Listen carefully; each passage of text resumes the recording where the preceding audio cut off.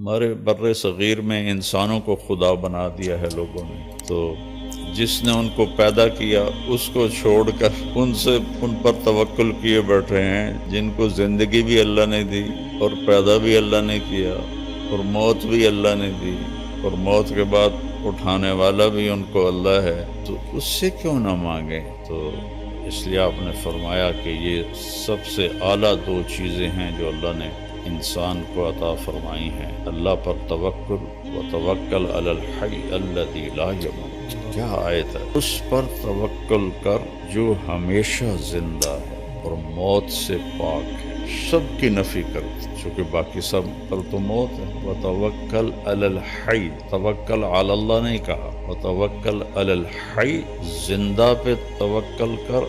اور کون سا زندہ؟ زندہ تو میں بھی ہوں، آپ بھی ہیں، الذی لا یموت، جو موت سے پاک ہے۔ وسبح بحمدہ، اسی کی تسبیح پڑھ، اسی کو یاد کر۔ وکفیٰ بربک بذنوب عبادہ خبیرا بصیرا، اور تیرا رب تمہاری غلطیاں، تمہاری کوتاہیاں سب جانتا ہے، سب دیکھتا ہے۔ تو یقین ایسی دولت ہے کہ جو انسان کو انسانوں سے بے نیاز کر دیتا ہے اور اس کی نظر اللہ پر اور اس کے خزانوں پر چلی جاتی ہے، تو وہ آزاد ہو جاتا ہے۔ جس کا یہ ہو کہ فلاں میری مدد کرے گا، فلاں میری مدد کرے گا، کوئی زندہ کو پکار رہے ہیں، کوئی مردہ کو پکار رہے ہیں، تو اس آیت میں ان سب کی اللہ نفی کر رہا ہے۔ اسی پر بھروسہ کر جو موت سے پاک، زندہ ہے اور موت سے پاک۔ تو اس میں آدم علیہ السلام کی نسل میں جتنے آ گئے، جس مرتبے کے آ گئے، سب کی نفی ہو۔ پھر اللہ کا یقین ایسی دولت ہے کہ براہ راست اللہ کے خزانوں سے اس کا رابطہ ہو جاتا ہے۔ اس کو کسی پیر فقیر کو نہیں پکارنا پڑتا، وہ جو پیروں فقیروں کو دیتا ہے وہ اس کے ساتھ جڑ جاتا ہے۔ اللہ ہی ایک ایسی ذات ہے جس کے خزانوں کی انتہا کوئی نہیں۔ باقی جس نے بھی دینا ہے تو کہیں سے لے کے ہی دینا ہے۔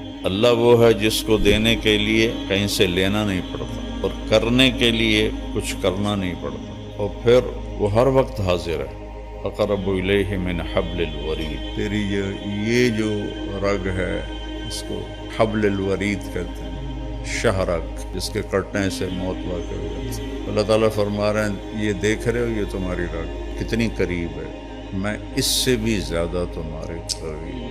اردو میں پکارو، ہندی میں 6010 زبانیں، 6010 زبانیں اس وقت بولی جا رہی، میں نے پڑھا تھا 6010 زبانیں بولی جا رہی، اور ہر زبان کے حروف، الفاظ الگ الگ، تو اللہ سب کی سنتا ہے، سب کی سمجھتا ہے۔ 7 ارب انسان ہیں یا 8 ارب، سارے اکٹھے مل کے بھی اللہ کو پکاریں اور مانگیں تو لا یشغلہ سمع عن سمع ولا یلہیہ قول عن قول، کہ اس کو کسی جگہ بھی یہ مشکل نہیں پڑتی کہ ایس کی آنکھیں ہے، ایس کی آنکھیں ہے۔ یہاں 2 آدمی بات کرنے لگ جائیں تو میں کہوں گا بھائی ایک بولو، یا تھوڑے 2 دی کٹھی میں نہیں سمجھ آ رہا، اور اللہ کہہ رہا ہے 100 طرف انسان نہیں، آدم سے لے کر آج تک جو مر گئے اور جو آج موجود ہیں اور جو آئندہ آنے والے ہیں، وہ اور جنات ہم سے لاکھوں گنا زیادہ ہیں، تم سب کٹھے ہو جاؤ، ایک دم مانگو، باری باری مانگو تو پھر تک قیامت آ جائے گی، ٹائم ہی نہیں ملنا، تم سب مانگو اکٹھے۔ اس میں گونگے بھی ہوں جو اشاروں سے مانگ رہے ہیں یا دل سے مانگ رہے ہیں، کوئی دل سے مانگے، کوئی بول کے مانگے، کوئی آہستہ مانگے، پھر ساتھ پرندے بھی شامل ہو جائیں، درندے بھی شامل ہو جائیں، سانپ بچھو بھی شامل ہو جائیں، مچھلیاں بھی شامل ہو جائیں، تو کیا طاقتور رب ہے کہ جو سب کی ایک وقت میں پوری سنتا ہے، سمجھتا ہے، اور پھر سب کا چاہا ان کو دے دے تو اس کے خزانوں میں ایک قطرے کے برابر کمی نہیں آتی۔ یقین بہت بڑی دولت۔ ہمارے بر صغیر میں انسانوں کو خدا بنا دیا ہے لوگوں نے، تو جس نے ان کو پیدا کیا اس کو چھوڑ کر ان پر توکل کیے بیٹھے ہیں، جن کو زندگی بھی اللہ نے دی اور پیدا بھی اللہ نے کیا اور موت بھی اللہ نے دی اور موت کے بعد اٹھانے والا بھی ان کو اللہ ہے، تو اس سے کیوں نہ مانگیں؟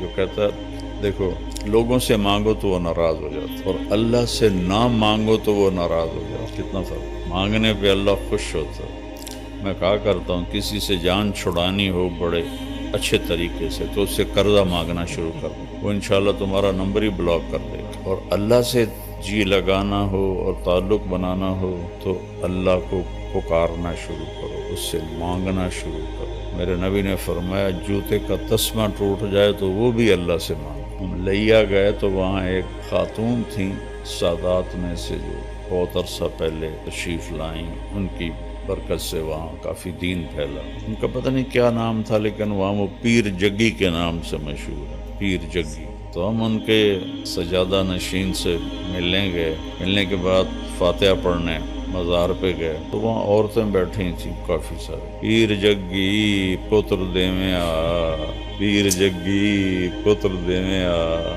یہ اب ہمارے ساتھ ہے نا کھبیاں والا، وہاں ایک ہوتا تھا اللہ بخش، ہماری برادری کا تھا، رشتہ دار نہیں تھا۔ تو میں تو لمبے سے آ رہا تھا تو میں نے دیکھا وہ اپنے باغ میں درخت کے نیچے، آم کے درخت کے نیچے بیٹھا تھا۔ میں نے گاڑی روک لی، میں جا کے ملا، بڑا خوش ہویا۔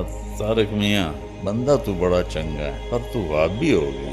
میں کہ میں تو نہیں وہابی ہویا، تینوں کیا آکھیا؟ میں کہ وہابی کون ہوندے کہ جڑے پیراں نو نہ منن؟ میں کہ میں تو آپ مرید ہاں قادریہ سلسلے چ، پیراں نو منے نہ، پر میں نا پیر پتر نہیں دیندے، پتر اللہ دیندا۔ یہ تا گل ہوئی، پیر بھی پتر دیندے، انہاں دا کوٹا ہوندا اللہ کول، اس کوٹے چوں لے کے تے او دیندے۔ اتنی اللہ سے نا آشنائی ہے، اتنی اللہ سے بیگانگی ہے، نہ قرآن پڑھتے ہیں نہ نبی کی زندگی پڑھتے ہیں۔ یہ اولیاء کرام کی کتابیں لکھی ہوئی ہیں جن کی کوئی سند کوئی نہیں، جن کی کوئی ثبوت کوئی نہیں، ان کی جھوٹی سچی کرامتیں، اسی پر ہی سارا کچھ ہوا۔ راجہ صاحب بتا رہے تھے کہ ایک جگہ جمعہ پڑھنے گئے تو خطیب صاحب مسجد بھری ہوئی تقریر کر رہے تھے کہ ایک شیخ عبدالقادر جیلانی رحمۃ اللہ تعالی علیہ کا مریدنی کا بیٹا فوت ہو گیا۔ تو وہ آئی کہ حضرت میرا تا بیٹا فوت ہو کہ میں تو واپس لے دے۔ انہوں نے فرمایا بی بی جڑا مر جاوے وہ واپس نہیں ہوں۔ لیکن نہیں تسی کر سکتے ہو، میں نے واپس لیا دو میرا بیٹا۔ پیر شیخ عبدالقادر جیلانی رحمۃ اللہ علیہ نے نظر دوڑائی تو اسرائیل چوتھے آسمان پہ پہنچ گیا تھا، پیچھے سے وہ پہنچے گا، اسرائیل میرے مرید دی روح واپس کر۔ اسا کیا جڑا گتھلا ہے نا ایسے ڈھیر ساریاں روحاں قبضے ہیں، میں نے کیا پتہ کیڑا تھوڑا مرید ہے۔ میں کہا اے اسرائیل آج میرے مرید دے توفیل سب زندہ ہون گے، تو گتھلی کھول دیتی، سارے زندہ ہو گئے۔